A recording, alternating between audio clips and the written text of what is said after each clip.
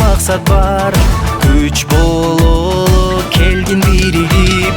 Куулалыны таптап куш кылган, Кураманы топтоп журт кылган.